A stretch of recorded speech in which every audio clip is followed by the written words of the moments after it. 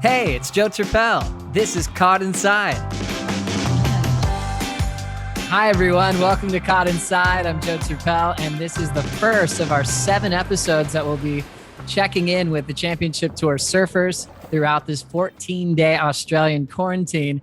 Today, very special guest, tour rookie from WA, Jack Robinson. Jack, thanks so much for coming on. Stoked to be here. What? I would have been offended, actually, if you didn't accept, because I know you can't go too far. So if you said you were busy today, I've been worried. That's right. You know, if you're ringing someone's phone, they're definitely denying you in here, so no one can move. So it's so good, man. I know you probably had dreams of your rookie year feeling a little bit different from what you're going through right now. You're the first guest on this whole series, so describe the situation that you're in right now. You know, it's funny because everyone sort of wants to get on tour and have a perfect year. That's what you see. You see the dream tour, but I'm seeing it this way, and it's like I'm getting on and you're having all these challenges, but it's just a lot of tests, and it's, you know, if you can get through it and come out the other end, I'm just going to be firing on all cylinders. So I just got to look at it in a good way. I'm happy that we're getting ready like this, even though we're going through a hard time. You just got to take the positive out of it. So, ready to go. Oh, I love it. Take us through the charter flight. I got to credit Stab. Well, I read about this secret charter plane, and I didn't even know I was going to be on it. I was like, wait, there's a charter flight? How was that experience for you? Did you enjoy that flight? Yeah, that was sort of once in a, it never happens like that, does it? So it was pretty trippy just getting on it and seeing everyone. You know everyone that's there.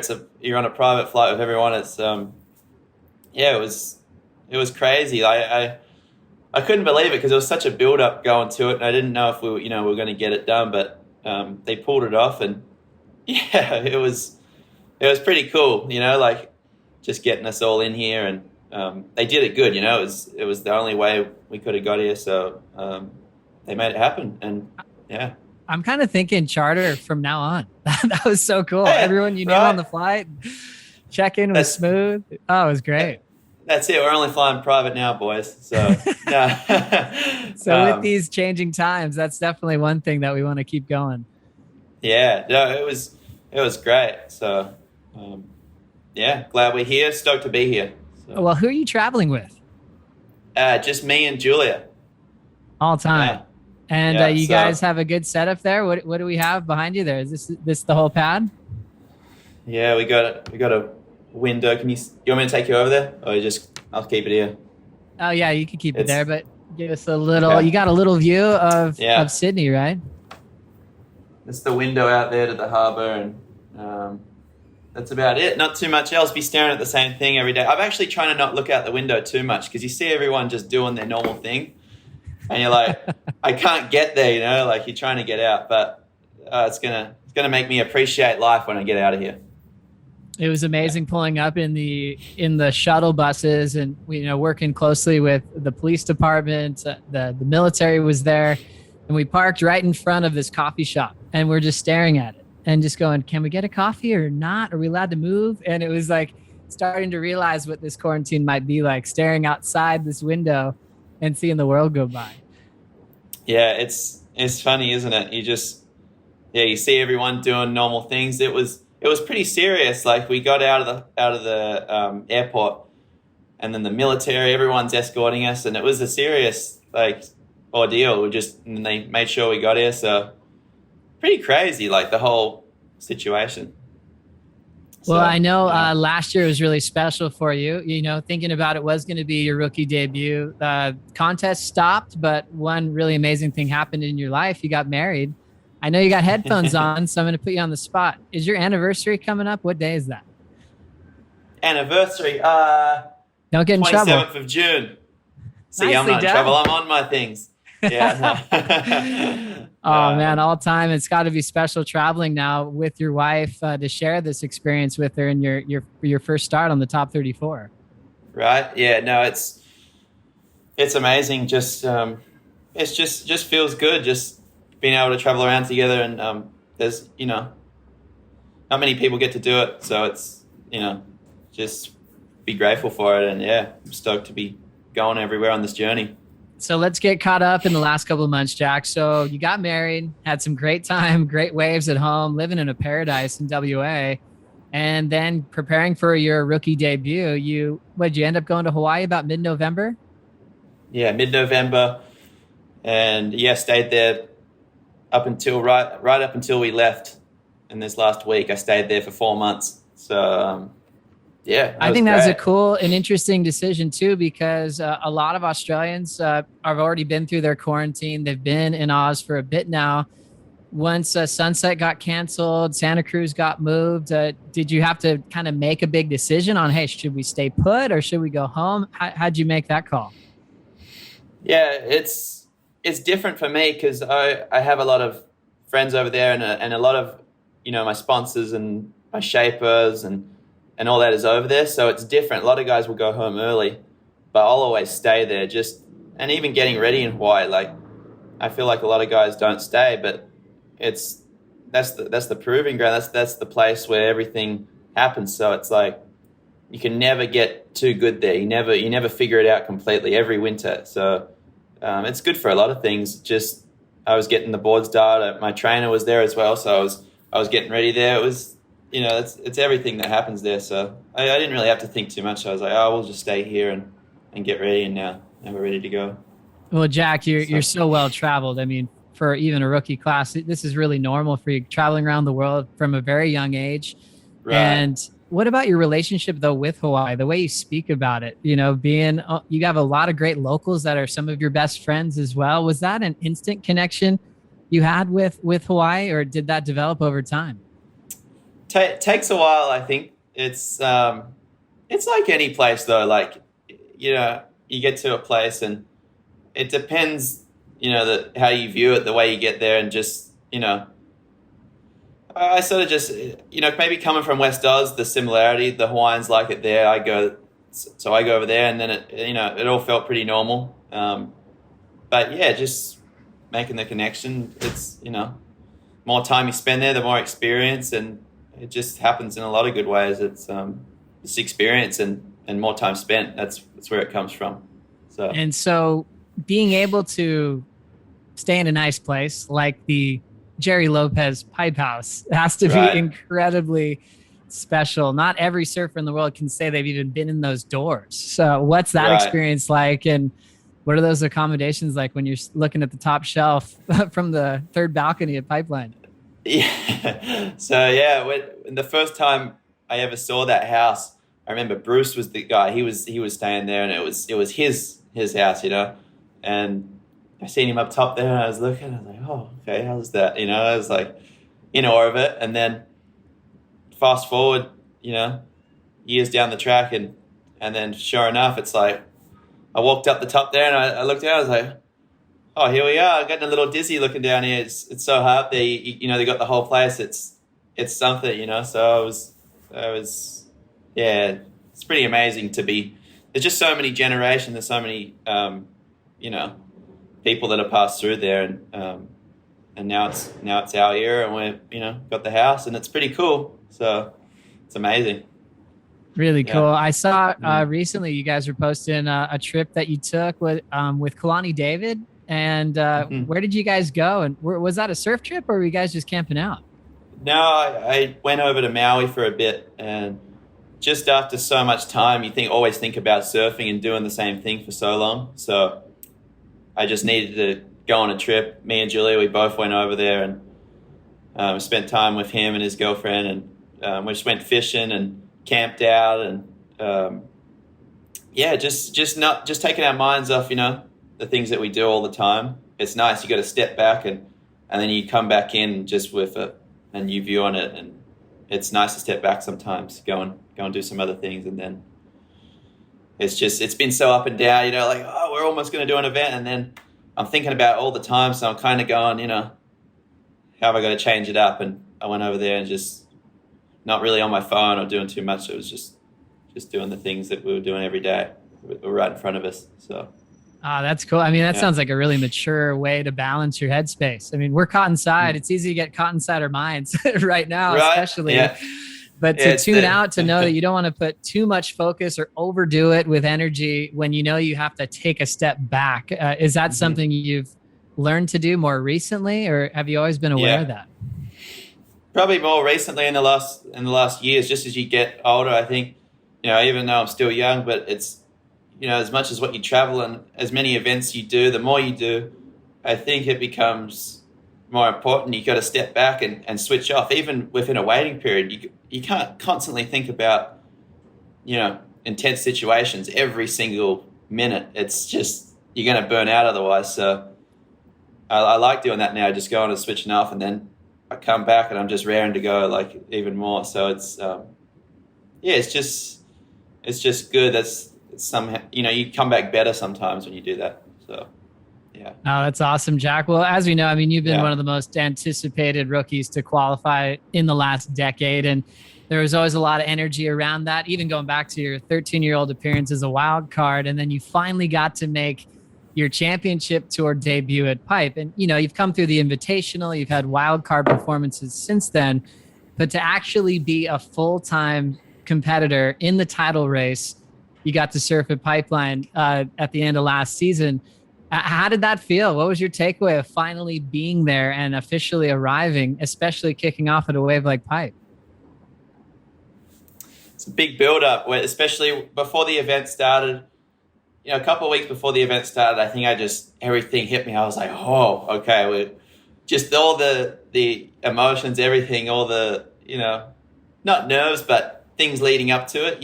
Your body's getting ready for the battle, right? It's like, it's all coming together. And, I felt great. I was, felt really good in that event.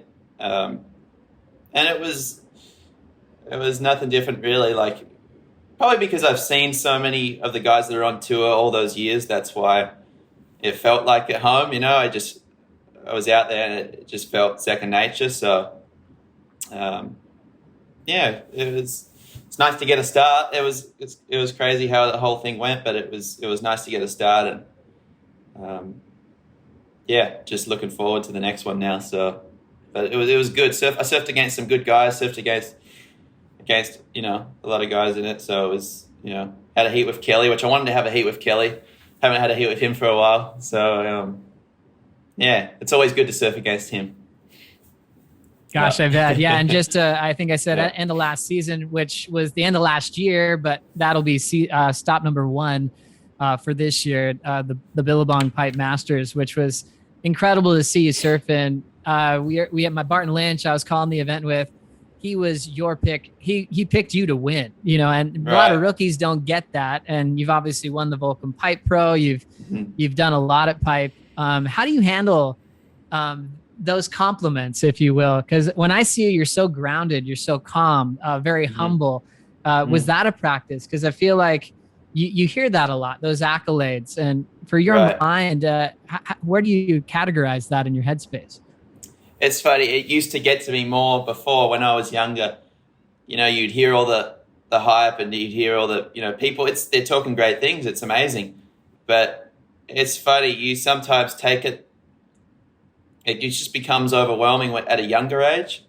Now, no matter how much they talk, no matter how much anyone says anything, it doesn't matter. I just take it up, take it and translate it into a lot of confidence now. It's funny because you're going to get people, like Barton, and everyone will, he will say he can't wait. Everyone's excited, but then you also get the people that don't always want to see you do good. So it doesn't matter. It's, I take it on, the goods, the negatives, whatever. It's all just, I feel good about, take it and translate it. Take the positives and feel good about it. No matter how much hype there is, it's, you just got to take the good out of it now. So that's excellent. Yeah. Well, I love that you said that you really loved that you had the chance to surf with the GOAT at Pipeline. And I think he obviously has reiterated the same feelings. Like, he wants to surf against the best guys, no matter what age, no matter what venue. And he wants to test himself. You did, you went down in that heat, but you did leave with the highest single score, the 7.5. What were you anticipating? Going into that heat against Kelly, and what's your biggest takeaway from that matchup? His when I went surfing with him a couple of days before, and it's funny, people looked at it like, he's getting in the guy's head, he's playing his mind games again. But when you think about it, like, there might be other guys that look at that and see it that way, and other guys that just come on tour and they're still in awe of Kelly. But to me, he's just another guy, and he's a friend, that I look at, and I love what he does. I take a lot out of it. So it's funny. When I go into that heat, it was like any other heat. I looked at him, and it was the same thing again. It was, I felt good. It is what it is. It went the way it was. Could have won it. You could have gone either way, but I was happy. I felt good. I felt like I was ready to go more, and just another good heat, another heat to take more experience out of. Much easier. The guys that you surfed against, I think you were alluding to that before. I think the seeding round, you had a pipe master in Michelle Perez. Then you had Julian Wilson, who won pipe in 2014, and you ended up beating him in a pretty heavy combo where you were just firing at all cylinders, leading to the heat with Kelly. So leading pipe equal ninth at this stage. You felt happy, like you just got started. Is this something you look back on and now drive yourself a little bit further, or is it, hey, check that off, that felt great, let's move forward? Yeah, I felt like I wanted to do way better. Of course, you always want to get to the top, but I felt good. Everything that I was doing before, day by day, leading up to that event, it was all put there, and I felt good. Like, my work was feeling good, and I was surfing well, and the headspace is the biggest thing for me. I was just seeing how I was going to react to doing it, and it felt like it was a good thing to lead off. Now onto the next one, and I'm just excited to be on this tour and be here against everyone, and can't wait, Joe. Yeah, that's epic. Well, you mentioned your shaper in Hawaii, Eric Arakawa. Talk to us about that relationship and what he's helped you out with for this rookie season. Yeah, Eric is great. He's been with me for 10 years now, almost. So we've been working together a while, and he's one of those guys that's he's so into his craft. Like, if he wasn't making surfboards, he'd probably be making swords or something. He's like a Japanese samurai or something. So it's like, but working with him, it's good. He puts so much effort in, and he's always motivated, no matter how long he's been doing it for. I feel like, same thing again, when you've been doing something for so long, it's, you get slow patches, and he seems to just, keep being motivated, and he's excited to work with me. So, he looks at it like, it's like Formula One, even though, we're in a different sport, everything, and, it's Formula One is crazy. They have such big teams, right? It's much bigger teams. But still, this is the best of the best on tour. You still got to look at it with that mindset of a Formula One. You got to have the whole team involved. Like, I feel like people, they sort of underdo themselves a lot of the time, and don't put enough effort in. So he looks at it with, in that way, and it's, I think it'll come out and it'll show when you look at it so intensely with so much focus, and we're all focused the way we are. I think the good work comes out and it shows. Really cool to look back in history to see how many great boards that Eric's made for some of the best in the world, including guys like Andy. Is that kind of what led you to that early relationship, going, wait, he's making boards for the best guys in the world, I want to be a part of this? Yeah. So when I watched Andy as a kid growing up, him and his brother, I watched them so much. So when I saw him on his boards, and, Eric shaped for a lot of good guys. So I was, he was a master. And when I went to him as a kid, it was pretty instant. It was funny. The first time I ever rode his boards, I actually went into the store, and it was maybe it was the second time anyway, but it was the first contest that I ever rode his boards on. We were doing the Sunset Pro Junior, I remember, and I went into the store. I didn't even have a board ordered from him. I just went in and grabbed one. And then I made the first heat, and then I had to go grab more. So it was a different board every heat. And then I surfed about 8 heats or 9 heats. I think it was about 8 different boards. And I finally got to the final, and I won the contest, and he hated it. He goes, "You can't ride a board that I haven't, you haven't ridden before. You got to come in order one. So it was funny. That's how much I trusted his work from the beginning. So it just led off there, and now I ride his boards before I surf the heat. So it's that's amazing. So you had an instant connection before you were getting that up close and personal type treatment. Right. And if anyone's had the chance to meet Eric Arcau, he's a total gentleman, total professional. And I know he's really proud of what you've accomplished in a real short period of time. I mean, gosh, you're 23 now, Jack?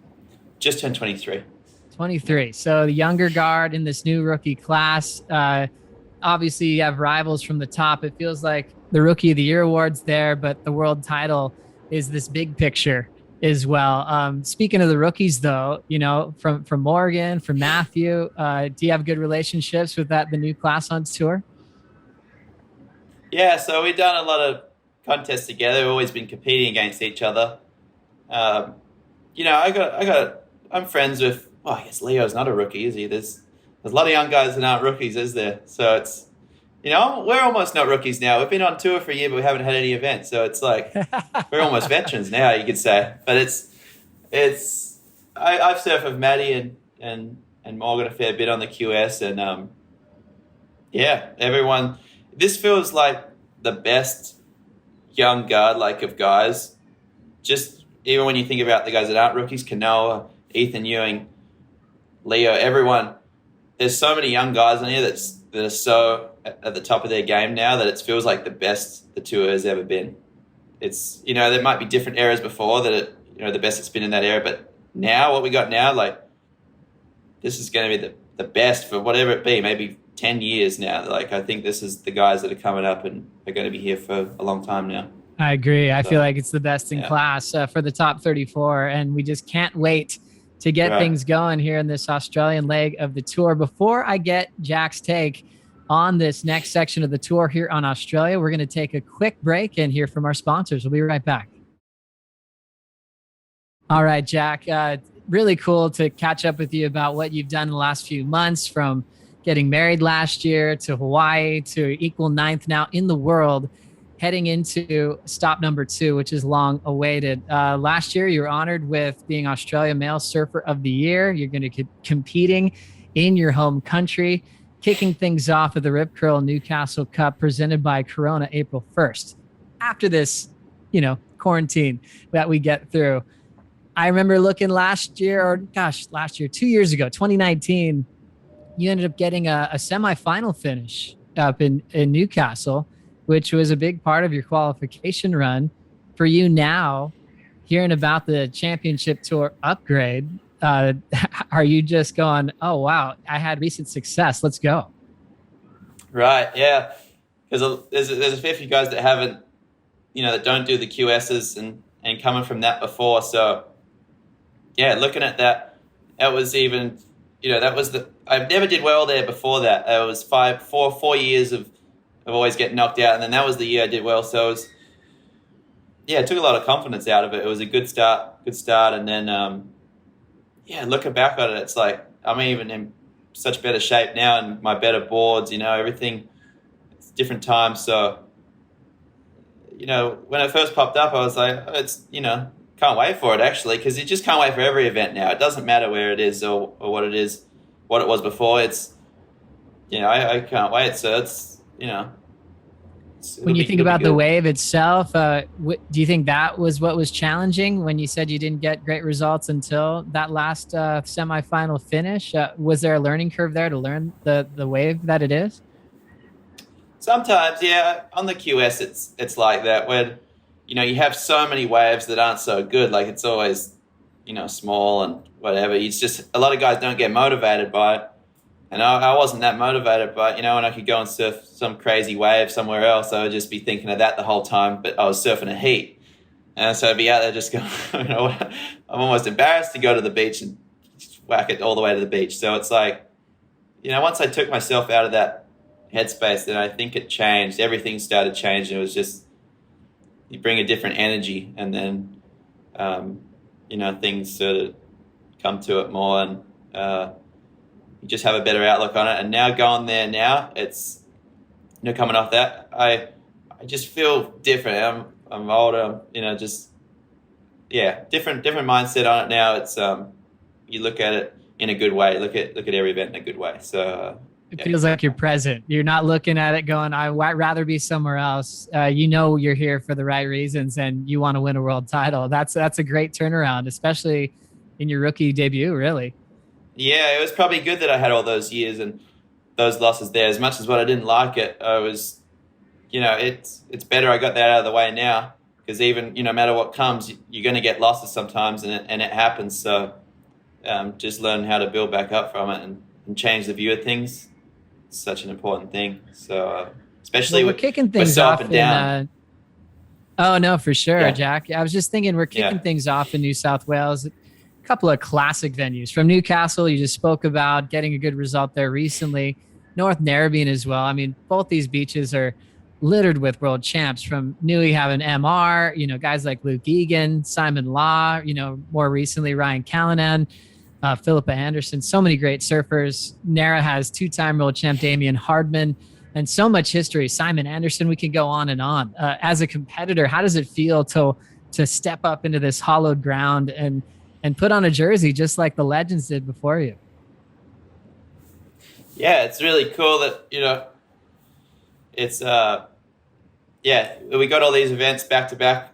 I'm stoked. We're in Oz, I can't be more happy. Like, we got a bunch of events to look forward to, and it's just going all these other waves. There is a lot. I've been looking back at it, and there's a lot of good guys that came out of it in the different eras and surfed those events. So it's pretty cool.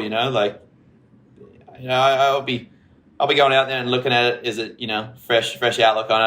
I'll be looking at it good. You don't look too much back at what was before, but when I do look back at it before the event, it's cool. Like to see all the guys that came through, and there's a lot of guys from Oz that did really good. So that's great. When was the last time you surfed Narrabeen? I surfed it before I went to Hawaii. I stayed in Sydney for 10 days. I was with Bemrose, and we went up there and checked it out. So I surfed it a couple of times and familiar with the scenery around there. So be good. What do you like about the wave, or maybe even dislike? What are you really looking forward to doing there? It's a lot of the East Coast beaches that kind of got their similarities, but I spent a lot of time on the East Coast last year from August. So I was here for 4 months almost, and just got used to it. I never done that before. I never stayed on the East Coast that long. I remember Ben Rose was telling me, a lot of guys telling me, hey, you got to come and spend some time over here, just get used to it. Because we always stay in West Oz. The waves are firing all the time, and you're just in that mindset. So it's like, why are you going to leave? And then you come over here, you get these East Coast swells. They're different, and it just takes a bit of time to get used to. But I love it now. I like doing it all now, and surfing the beach breaks. I'm excited to surf the beach breaks there. I can't wait. So there's going to be a lot of high performance surfing. You got to be thanking Matty Bemrose now even more. So all of a sudden, little did he know that all of a sudden there'd be CT venues at the spot that you're spending a lot of time in with Newcastle and Narrabeen back to back. That's incredible, Jack. That experience is going to come in really handy as soon as we're out of quarantine. I know the next part of the Aussie leg, the back two events, you get to go home. You get to go back to WA. Margaret River, a place where you've showed up as a wild card multiple times, and more recently beat Felipe Toledo in a masterclass performance at the box. Now you're not the wild card. This is part of your season. How different does that feel, getting to compete at home now? Yeah, it is different, because I remember that last event, that before that heat, everyone thinks, oh, you're just ready to go out there and smash it. But I was the most nervous I've been before that heat, just because I hadn't surfed an event like that with the waves that good at home. I was like, oh, this is everything coming together. You just don't want to, you want to do the best you can. So I was pretty nervous before that heat. I was like, but coming in now, it's different. So, I'll just be happy to be home. And I look at every event though as home now. That's the thing. I look at it. It's added confidence. You grew up there, but every event is like home now. You just have to put yourself in that frame of mind. And I'm 4 events in Oz. That's what I'm happy about. So So special. And I think the coolest part, there's this wild card search event, Rip Curl Rottnest Search presented by Corona on Rottnest Island. Have you been there before? I've been there a fair few times. Yeah, I used to drive over. We drive our jet ski from Trigg, I actually grew up in Perth until I was about 5. So I used to go over there a fair bit, and whenever I'd pass through, that's sort of the best waves, on that part of the coastline. So, it's pretty high performance. It's like a mini Margaret's main break. That's what it's like. So there'll be some high performance surfing going down. Everyone's been asking me, what's it like, and it's going to be good. The wind goes into the rides. There's going to be some big airs going down. And it'll be, we'll make a good show out of it. So we've all been in the same boat, Jack, trying to figure out what it's like there. I heard you can't drive a car there. Are you on a push bike the whole time? Push bike the whole time. You walk around there, and I think they got a couple of buses on the island, but yeah, you usually go there by jet ski and boat because they have a couple of other slabs on the island. So we usually drive over on the ski, and it's a beautiful place. It's really nice. So it'll be a cool event. As far as competing there with all your experience, are you going, oh, look, I've got a big advantage? I mean, a lot of surfers probably haven't even heard of this place. Right, yeah. But I think that all the guys are so good, it'll be, it doesn't really take that long to get used to any wave. Everyone's so flexible and they know how to adapt really quickly. So I think, guys, it'll just come pretty quick. If it's similar to Margaret's, it'll happen really quick. So looking at this venue, you're expecting high performance at Strickland Bay. So a lot of big airs, a lot of big tail-free maneuvers. Is that kind of what the recipe will be to win this event? Yeah, it'll be a lot of big carves, a lot of big airs, and I think just the most, it's high performance wave. So, there's not really many. It doesn't really barrel too much unless it's you get the certain swell for it that's offshore and pumping. But I think we'll be seeing like mostly high performance rail turns and finishing off with a big air on the inside or whatever. How do you break it down? So, it's a left and a right? Left and right. And what's the difference between the two? The left's like a little like Margaret's, you could say, but I think the right is more cuppy. It has more of a bowl on it, so you can really lay into the turns a lot more, and you get a lot more speed out of it. So, the left will be, the goofies will be going left and doing certain things, but the rights, I think it'll be high performance. So you'll see most of the high performance surfing done. Oh, I can't wait. And what's this little animal called? That's indigenous to that area? What's that called? The quokkas. The quokkas. Yeah, the quokkas. Are we guaranteed to see those guys? Are they everywhere?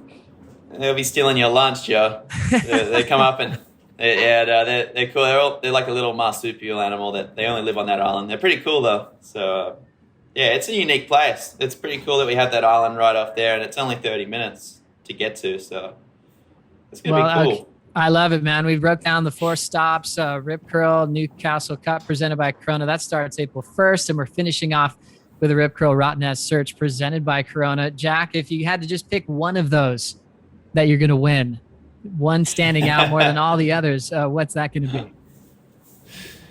We're just at the beginning, okay, Joe. We're gonna get there, okay. We'll see. Maybe if I was to pick one. It's funny. You got me, Joe. You're trying to win. You're trying to win quarantine first.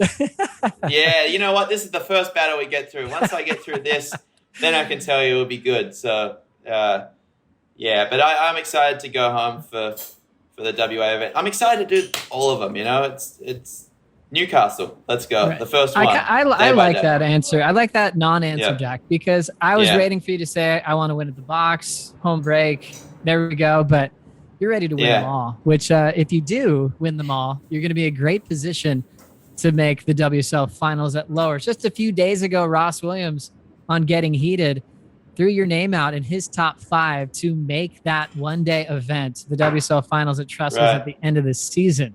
Are you feeling like you could make Ross proud of that call? Oh, for sure. In my mind, definitely. It's, but then again, it's me doing it day by day. I'll put in the work, and if I do that, then it'll show. So yeah, it's more of a thing with yourself as an athlete. I think the expectations, if you lead off of everyone else's, even expectations, even if they are good, it's funny, it still comes back to yourself. How much did you put into it going into before the event? And as long as I'm happy with that, then hopefully it all comes through. I haven't had a chance to ask you about this format for the Rip Curl WSL Finals. What's your take on it? If you're fifth in the world, surfing against fourth in that seeding bracket, fourth would then take on the winner of the third, second, all the way to first. So how do you feel about that pressure situation one day to decide a world champion? And we could see heroics like number 5 in the world become a world champion that day. What do you think about that?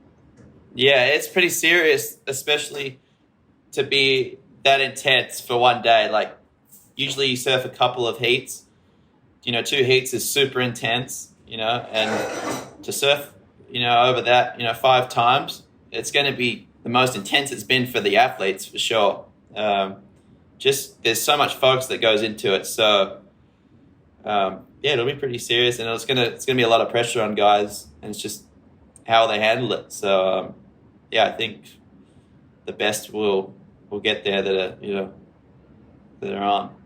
It's cool. I feel like the pressure too, whatever the last event is before the Rip Curl WSL Finals, if you're outside that top 5, you're 6th in the world, 7th in the world. Think how crazy competitive it's going to be. Right. Yeah, because we're not really thinking about that right now. I mean, I'm sure some guys are, but you just got to take it step by step. But so once we do the last couple of events, I think that's where it'll come into play. The surf round or Tahiti or wherever we go, it's gonna. They're probably gonna be. It might not look like it, but there might be more pressure on the surfers just going from that because they got to get into the top 5. So. We'll see how it all goes and see who comes out. Yeah, we'll see if that ends up being Tahiti, which I'm sure you'd be pretty happy about if that was the decider for that final 5 heading into the back end of the year. Well, I know you've got a pretty busy schedule today, Jack, so I don't want to keep you too long, but I've got a little quarantine quiz that we'll be doing with all of our surfers on Caught Inside. When we were on the charter plane, Jack, it was crazy to see all these board bags just getting piled up in one spot. You spent a lot of time in Hawaii, well prepared. How many boards did you bring with you here on this trip? 13 boards right now, and then another 10 coming over. So I shipped the other 10, and I got a lot of boards with me. I had about 40 going out of Hawaii, so or 50 maybe. So yeah, went through a fair few of those, and that's why we need to fly private, guys. We don't have enough room on the other planes. We need more board bags. I like that too, and a little smoke screen. Everyone's like, "Hey, Jack's only got one bag," but you've actually shipped others, so that's keep people guessing. Shipped a lot of others, and then I asked John and other guys, and then other guys are shipping them. So yeah, it's good. Epic. Well, I mean, this is a crazy experience you're in. Being in quarantine, 14 days. We found out yesterday was actually day 0 because it wasn't a full day. So this is actually day 1. Did you reach out to anybody for advice coming into this space of can't going outside and how you're going to survive it? It's funny. I've been, looking at certain books and Navy SEAL sort of mindsets towards it. Like, if you can kind of just dwindle away in here and just and fall away if you don't keep our minds busy. So I didn't reach out to too many people before it, but just when you're doing the same things for so long and it's stagnant and it's in the same place, it's a battle of the mind. So we just got to get through it. Maybe I'll hit you up for some online chess games or something. Please, we'll get Jack. through it. I'm here on my own. It's I've got a battle going on upstairs. So right, it's all in the mind. What is caught inside your mind? Thinking about quarantine, if you had to recommend 3 must-haves, I mean, we're kind of just getting started, but what are 3 things that you knew you needed to have to survive this? After day 0, probably, I would say, of course, all the training gear and stuff. You got to have a routine. You got to start your day with a routine at least. It's whatever it be, yoga or something like that.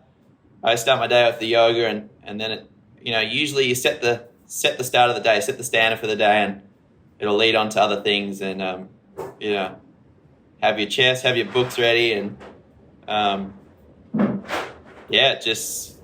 if you get caught on your phones too long, it's you just keep scrolling down that feed, and it doesn't really go anywhere. You're only going to stay here, so you just gotta keep it busy in other ways. Keep diversifying as you go through the day, and then definitely come up into for quarantine some. super fit as well. Oh yeah, gonna be shredded after this. Great, man. I love that answer. I'd love to play chess later as well. And now we have a special charter flight trivia question coming your way because it was such a unique experience. Good luck with this question, Jack. Mm-hmm. How many nationalities were represented on the WSL charter flight? How long do I have to answer that? Yeah, take your time. 10 I'm not seconds. going anywhere. We're stuck. Okay.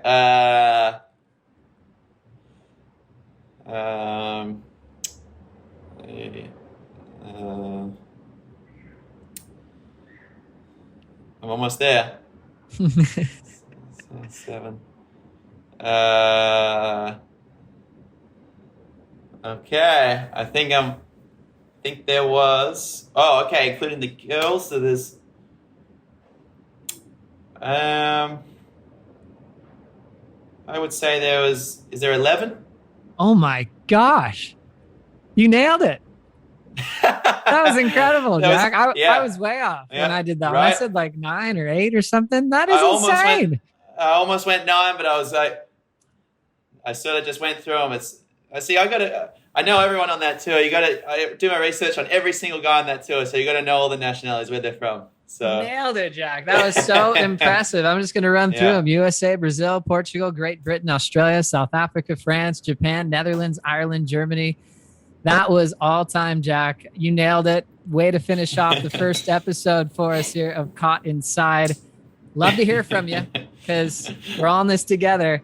Let us know if you need anything along the track as well, Jack. Thanks so much. Thank you. Thanks for calling in and checking in on me. So thank you for having us.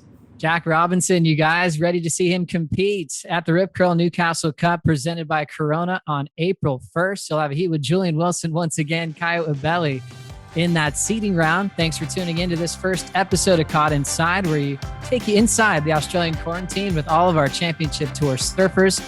We'll be dropping a new episode every other day. So be sure to subscribe wherever you get your podcasts. And if you've got something you want to hear from our guest, go ahead and hit me up on Instagram at Joe Turpel.